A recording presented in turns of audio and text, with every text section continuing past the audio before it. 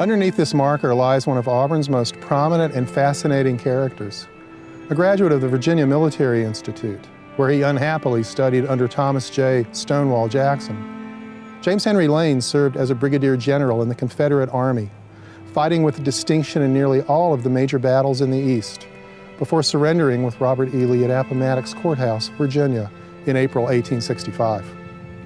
Ironically, it was some of Lane's North Carolinians who accidentally shot Stonewall Jackson during the Battle of Chancellorsville, and it is, unfortunately, this for which he is most remembered today.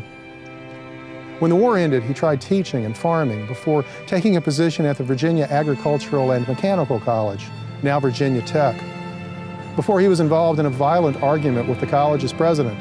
As a result, both men eventually were forced to leave. In June 1882, he was offered a job at the now burgeoning Alabama Agricultural and Mechanical College in Auburn, now Auburn University, as a professor of engineering. Nonetheless, Lane always considered himself a soldier, not an academic. A favorite prank of upperclassmen was to send a young, innocent freshman to ask a question of Professor Lane.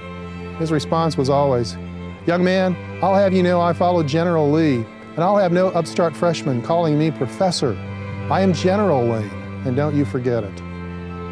When not teaching, he spent many hours writing about the war and defending the reputation of the men who fought under him.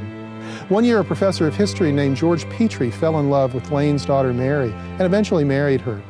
It was this same George Petrie who started Auburn's first football team, wrote the Auburn Creed, and established the school's official colors as burnt orange and blue.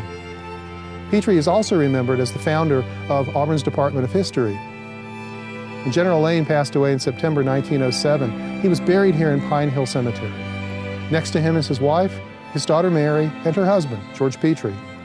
Here, Auburn's past and present come together for those who believe in Auburn and love it.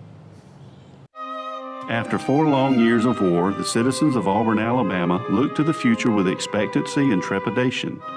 So overwhelming was the emotional, physical, and economic weight of war that the very framework of Southern society now collapsed.